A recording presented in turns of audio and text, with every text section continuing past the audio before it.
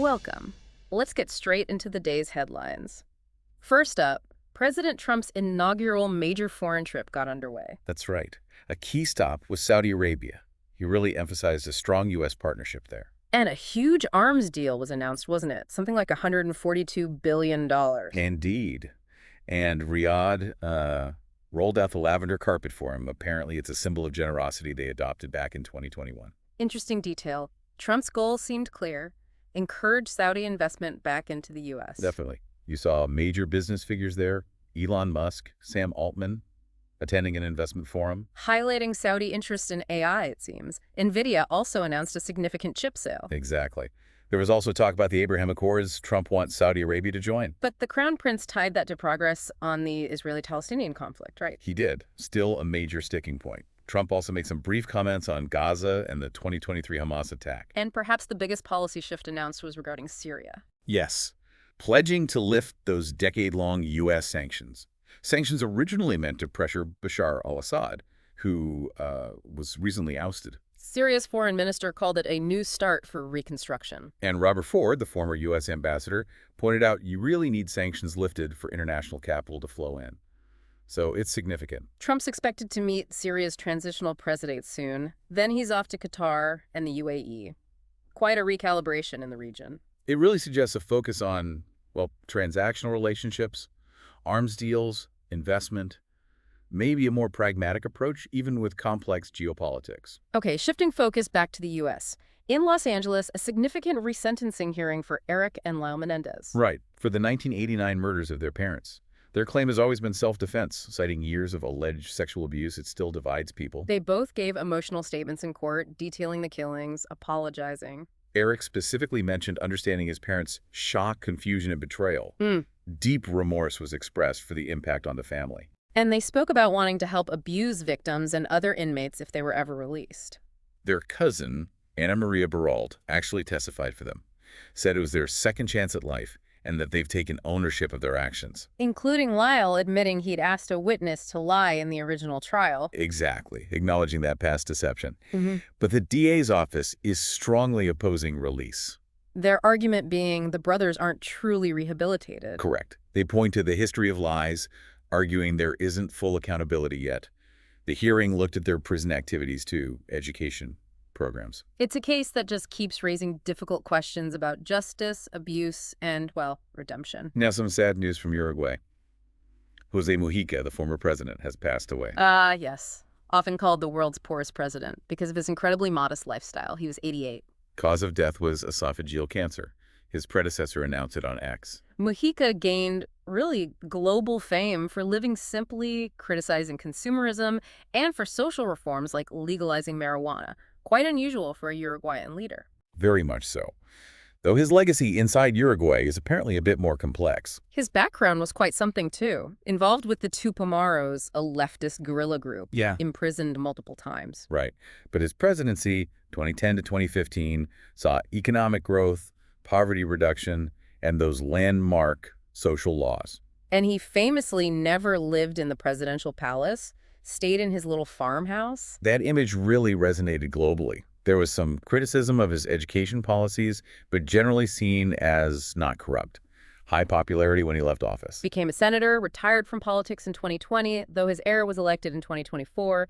He remained influential. Turning to New York now, and the ongoing trial of Sean Diddy Combs. More testimony, this time from his ex-girlfriend, Cassandra Ventura, sounded quite harrowing. It did. Tearful testimony alleging years of control and being coerced into, quote, humiliating sex acts. Including these freak-offs with male escorts. Yes, that was part of her testimony. Combs has pleaded not guilty, of course, to charges including racketeering and sex trafficking. He had supporters in court. Ventura described an 11-year relationship, starting with admiration, but ending with feeling totally controlled finances, technology used as punishment. She testified these freak-offs were initiated to please Combs, but felt humiliating, sometimes lasting days, leaving her feeling worthless.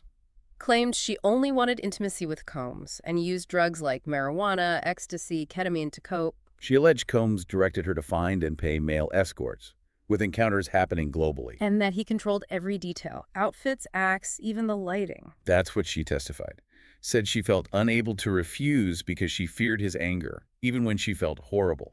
Her testimony is set to continue.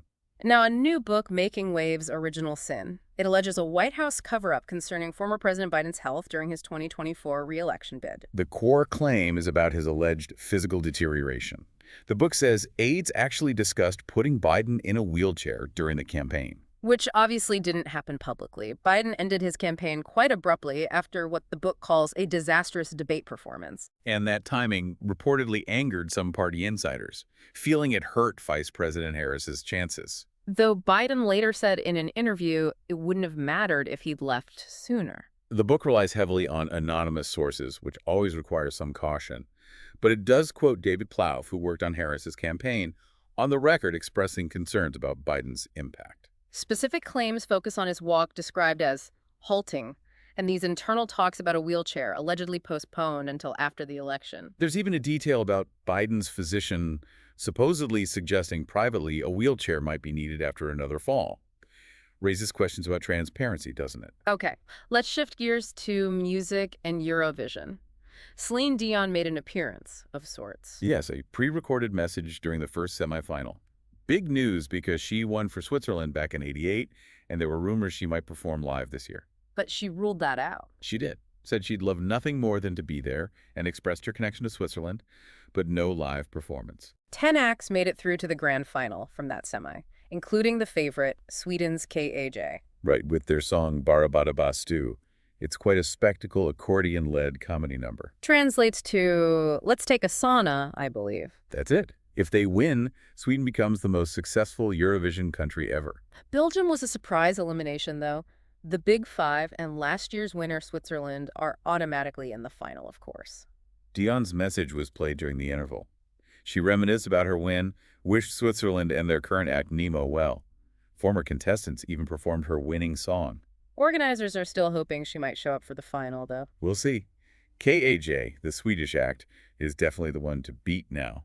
Their goofy sauna anthem was a surprise winner in Sweden itself, topped their charts. They admit feeling the pressure. Now to Paris, and a rather frightening incident, an attempted kidnapping. Yes, targeting the daughter and young grandson of a cryptocurrency executive. Masked attackers, a violent struggle, caught on video. But they ultimately failed. They did. Escaped empty-handed. Police confirmed the woman is the daughter of a crypto company boss. An armed robbery unit is handling the case. Happened in the morning, around 8:20 a.m. 3 men jumped from a van. The woman and her husband fought back. He was beaten in the struggle. They shouted for help. And passersby actually intervened. Eventually, yes. They hesitated initially, apparently, but then stepped in, causing the attackers to flee in their van. The family had minor injuries. This comes after other security incidents involving crypto figures, right? A millionaire's father kidnapped, a Ledger co-founder abducted previously. It does suggest a concerning pattern, potentially highlighting risks for people prominent in the crypto world. Also in Paris, Kim Kardashian gave testimony in the trial related to the 2016 robbery where she lost millions in jewelry. Very emotional testimony by all accounts. She described being bound, gun held to her head, thinking she was going to die. First time facing her alleged attackers. She spoke for over 3 hours. 2 defendants actually offered apologies during her testimony. She said she forgave one, Aymar Kadek, but emphasized the ongoing trauma. She recounted the whole ordeal, being woken up, demands for money, trying to call her bodyguard, her engagement ring being taken. Described being dragged down a hallway, gun to her back, deciding to comply for safety, thinking of her family. She confirmed to the judge absolutely did think she was going to die. Tried to remember one robber's face who apparently told her she'd be okay if she stayed quiet. After they left, she escaped, called for help from the balcony. She admitted initially distrusting the police because the robbers wore police uniforms. And she explained why her security wasn't there and how much her security has changed since. Still fears copycat attacks. She also reacted strongly to a memoir published by one defendant. Expressed shock and anger at him profiting from her trauma, lamenting the loss of sentimental items, a terrifying, life-changing event, as she put it. Moving over to Canada now. Prime Minister Mark Carney has unveiled his new cabinet. This comes amid those ongoing trade tensions with the U.S., doesn't it? He's promising decisive action on his economic plans. Exactly. It's a mix of old and new faces. 28 ministers, 10 secretaries of state. 24 are new to cabinet, including 13 first-time MPs. Some veterans are back, though, like Melanie Joly and Chrystia Freeland. Yes, and this follows Carney's recent meeting with President Trump, who apparently expressed willingness to negotiate a new trade deal. So key appointments related to trade. Dominic LeBlanc is focused on U.S.-Canada trade and internal barriers. Menendez is the new international trade minister. Anita Anand takes over as foreign minister. Stephen Gilboa stays on, I gather. He does. The cabinet also reflects that usual Canadian balancing act, regional, linguistic, ethnic diversity, representation from the prairies where there's been some separatist talk. Some other interesting new roles: artificial intelligence, environment, immigration, housing ministers named. Yes. Evan Solomon for AI and digital innovation, Julie DeBrusen for environment, Lena Metlich-Diab for immigration, Gregor Robertson for housing. Predictably, the opposition isn't entirely happy. Conservative leader Pierre Poilievre criticized Carney for keeping too many ministers from the previous government. Meanwhile, in Germany, the government has banned the Kingdom of Germany group. This is one of those Reichsbürger groups. They reject the legitimacy of the modern German state and want to establish their own. Arrests were made across 7 states. They're accused of spreading anti-Semitic conspiracy narratives, too. Right. Interior Minister Alexander Dobrindt said they were trying to undermine the rule of law and finance themselves through economic criminal structures. The leader, Peter Fitzek, the self-proclaimed king, was arrested. He had a coronation back in 2012. They even created their own currency, flag ID cards. Fitzek claims thousands of followers. He denied advocating violence in an interview a couple of years ago, but called the German state destructive and sick. He's had run-ins with the law before, hasn't he? Jail time for driving without a license? Yes. Authorities estimate there are around 25,000 Reichsbürger adherents in Germany, mostly right-wing extremists. They refuse state authority, often possess illegal weapons, and were linked to that 2022 coup plot. Federal prosecutors now classify the group as a criminal organization. Fitzek is seen as the supreme sovereign. And their ultimate aim: to expand their territory to the borders of the 1871 German Empire, a serious move by the German government against this group. Let's turn to Zambia now, where there's a bit of a diplomatic spat brewing. This involves the U.S. ambassador and allegations of stolen medical aid. Precisely. Zambia's foreign minister warned diplomats against interfering in internal affairs after the U.S. ambassador, Michael Gonzalez, publicly revealed what he called systematic theft of U.S.-donated drugs. Gonzalez announced a $50 million cut in health aid because of this theft. He said he'd raised it privately many times with officials first. But Zambia's foreign minister, Malambo Hambi, said going public like that was interference and breached diplomatic protocol. He felt ignored diplomatic channels were the issue. The U.S. Embassy countered that they'd presented findings back in April last year and offered help, but saw no action. Zambia's Home Affairs Minister says a forensic audit is done and arrests have been made.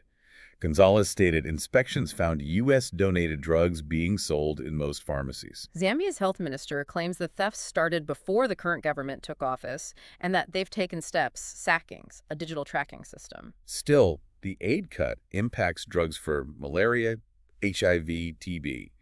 The minister insists they have sufficient stocks for now. And Gonzalez clarified this is separate from Trump's earlier foreign aid freeze. Yes, a distinct issue.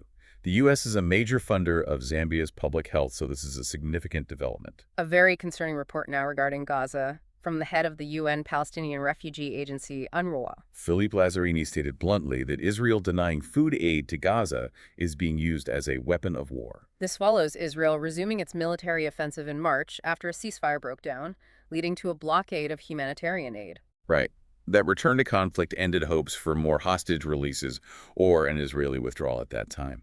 Prime Minister Netanyahu promised a new intense offensive, planning to put civilians into an even smaller area. The UN and aid groups are rejecting Israeli claims that Hamas controls aid distribution, refusing to cooperate with an Israeli-U.S. plan for private security to handle it. Lazzarini described the situation as escalating misery and tragedy, with starvation spreading after over 2 months without proper aid.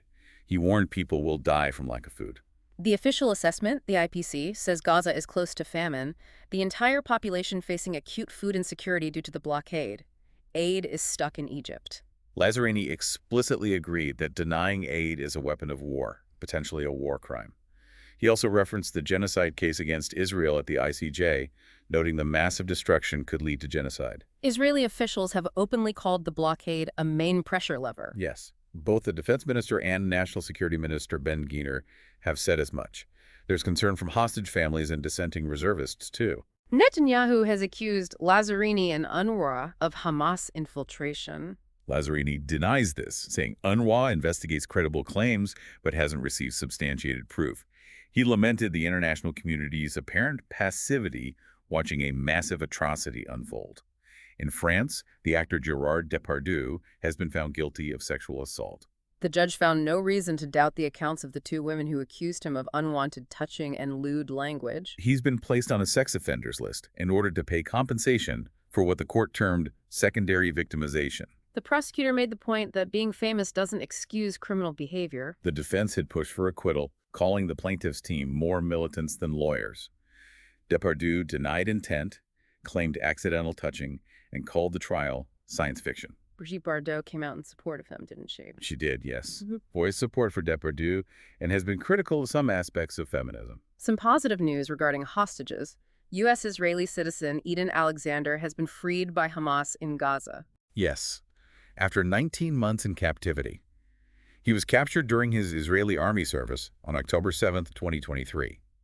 He's now reunited with his family. Israel paused military operations briefly for the transfer. Hamas called it a goodwill gesture ahead of President Trump's Middle East visit and ceasefire efforts. Alexander is thought to be the last living U.S. citizen held by Hamas. President Trump congratulated him and his family. The family thanked Trump but urged continued efforts for the remaining hostages. This is the first hostage freed since Israel restarted its offensive in March. He was handed over via the Red Cross. Prime Minister Netanyahu credited military pressure and pressure from Trump for the release. But Netanyahu also insisted military operations continue, no ceasefire. Correct. Hamas said the release aimed to facilitate aid entry, contingent on ending the war, which Netanyahu rejects. Trump's arrival in the region is imminent. Israel has vowed to expand its offensive if no deal is reached by the end of his visit. Talks are expected in Qatar. Encouraging signs reported from Qatar and Egypt regarding those talks. We'll have to watch that closely. Let's look at election results from the Philippines now.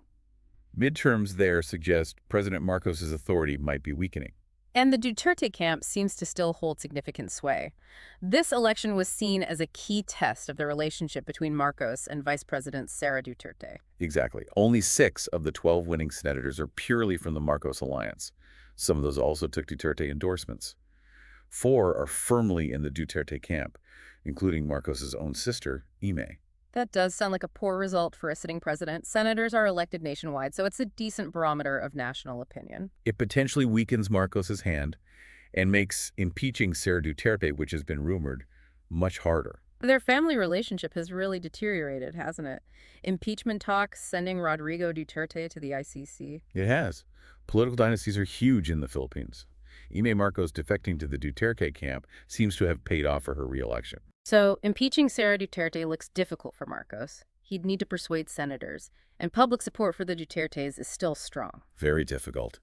Even some in the Marcos alliance oppose impeachment, though some newly elected liberal senators, opposed to both camps, might offer a path. The trial could start in July, lots of lobbying happening, but no Philippine president or VP has ever actually been impeached successfully. The current animosity is unprecedented, though. Now, back to the U.S. and a controversial refugee program. Dozens of white South Africans have arrived under an expedited plan initiated by President Trump. Yes, Trump cited racial discrimination against the Afrikaner minority as the reason. South Africa's government denies any persecution that warrants refugee status. This is happening while other refugee admissions are halted, drawing criticism from groups like Human Rights Watch as racially biased. The group received a warm welcome. Their applications are being fast-tracked, notably without UNHCR vetting. Trump has previously claimed a genocide against white farmers in South Africa, which President Ramaphosa disputes. The U.S. has also criticized South Africa's land reforms. Elon Musk has made similar unsubstantiated claims in the past, too. Congressman Gregory Meeks called the resettlement a racist dog whistle. The Episcopal Church has even stopped its refugee work with the government over the preferential treatment. And the International Refugee Assistance Project is suing the administration over the wider refugee program suspension, calling it hypocrisy. Afrikaner author Max du Preez called the persecution claims total absurdity. South African police stats on farm murders don't break victims down by race. Bilateral relations are clearly strained. Remember the SA ambassador being expelled after accusing Trump of race baiting? And the U.S. criticism over SA's stance on Israel at the ICJ. So it's openness for this specific group contrasting with a wider crackdown on migration. Let's look at the situation between India and Pakistan. Prime Minister Modi addressed India following recent military exchanges. This was after that 4-day clash that ended with a U.S.-brokered ceasefire? Correct. Modi stated India will respond strongly to future terrorist attacks. Airports that were closed have reopened. The Kashmir dispute remains the core issue, of course. Both sides claimed victory after the ceasefire, but there were reports of dozens of casualties on both sides. India said it struck 9 targets inside Pakistan, and Pakistan administered Kashmir after an earlier attack. There were mutual accusations of shelling and claims of downing aircraft. India reported hitting Pakistani air bases and armed group facilities, claiming casualties. Pakistan claimed it hit Indian military sites and flew drones over Delhi. India did confirm some Pakistani projectiles hit its air bases. The ceasefire seems to be holding, but tensions remain high. The U.S. mediation was key here. Indian diplomats have also mentioned other peace tracks involving the UK and Saudi Arabia, plus direct talks. Doubts remain about how long this truce will last, though. Okay, now focusing on the trial of Sean Diddy Combs again, this time on the opening statements. Right. The trial is properly underway. Prosecutors kicked off by accusing Combs of using his fame and violence to abuse women. While his defense attorneys framed his actions as part of a swinger lifestyle, not criminal activity. Exactly. Combs maintains his not guilty plea to charges including racketeering and sex trafficking. Prosecutor Emily Johnson focused on Combs allegedly using his celebrity and entourage to abuse women, specifically Cassandra Ventura and another unnamed accuser. She repeated the claim that Combs used violence and threats against Ventura to force non-consensual sex acts with male prostitutes during freak-offs, which she allegedly filmed. The defense countered that the surveillance video of Combs attacking Ventura shows a flawed character, but not a criminal enterprise. Their line was, domestic violence is not sex trafficking. They described Combs' different sex life and painted the accusers as capable, strong women who made their own choices. The first witness was a hotel security guard testifying about that surveillance video and alleging Combs tried to bribe him. The defense challenged his credibility. Then, Daniel Phillip, a former manager of male strippers, testified. He described arranging paid sexual encounters involving Combs and Ventura, with Combs watching and filming. He also claimed to have witnessed Combs attack Ventura. Phillips stated he was afraid to report Combs due to his perceived unlimited power. Ventura herself is expected to testify soon. Turning to Europe now, Poland has made a serious accusation against Russia. This relates to that big shopping center fire in Warsaw in 2024. Yes, Poland is accusing Russia of recruiting arsonists via telegram to set the fire. Foreign Minister Radek Sikorski called it completely unacceptable in an interview. And Poland is closing another Russian consulate as a result. That's right, the one in Krakow. Sikorski said Polish intelligence concluded Russia orchestrated the fire. Russia denies it, calling Poland Russophobic. That fire destroyed about 1,400 businesses, many run by Warsaw's Vietnamese community. Sikorski claims Poland has evidence Russia commissioned and paid people in Poland via telegram for the arson. Luckily, no one was injured. Closing the consulate is aimed at hindering spying, and Poland threatened more action if these hybrid attacks continue. Only one Russian consulate remains open now, plus the embassy. Poznan was closed previously. Sikorski hopes ties won't be fully severed, though. Russia calls the claims groundless. Poland says its investigation took a year. Some involved are in custody, others are being sought. Some words from the Vatican now. Pope Leo IV gave his first address to the media. And he made a strong call for the release of imprisoned journalists worldwide. Expressed solidarity with those jailed for seeking and reporting the truth, saying their suffering challenges the conscience of nations. He really emphasized defending press freedom and protecting free speech. The Committee to Protect Journalists counts 361 journalists jailed in 2024. The Pope highlighted their role in drawing attention to injustice and poverty. Urged truthful reporting over partisanship, and spoke against fanaticism and hatred. Called for communication that listens to the weak, rejecting a war of words and images. Did he mention technology, AI specifically? He did. Raised concerns about artificial intelligence, calling for its responsible and discerning use for the benefit of all humanity. In the world of sport, major news from Indian cricket. Virat Kohli has retired from Test cricket. Wow, that's big.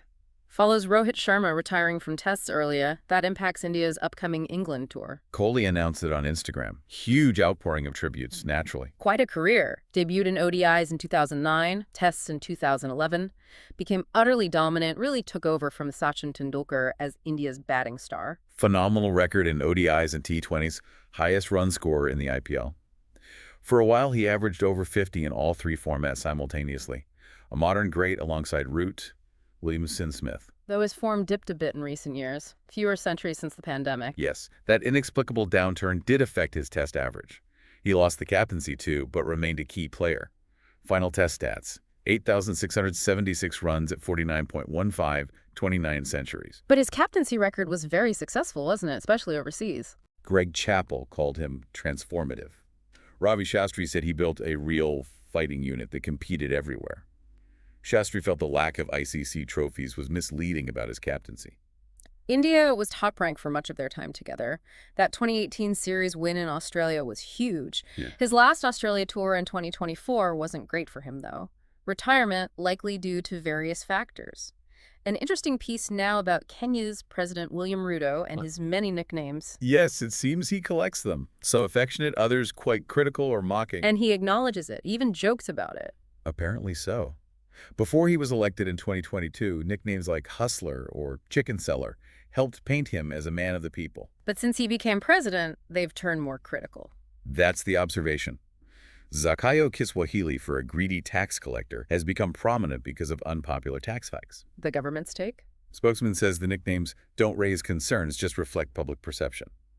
They defend the tax rises, of course. There's been pushback against satire mocking him, though. Alleged abductions of content creators. Reports of that, yes. One student suggested his own promises fueled nicknames like El Chapo. A political analyst sees it as public catharsis, a way to vent. Finally today, a brief note on the UN's International Civil Aviation Organization, ICAO. This relates to the downing of Malaysia Airlines flight MH17 back in 2014. Yes, ICAO has formally ruled that the Russian Federation failed in its obligations regarding the incident.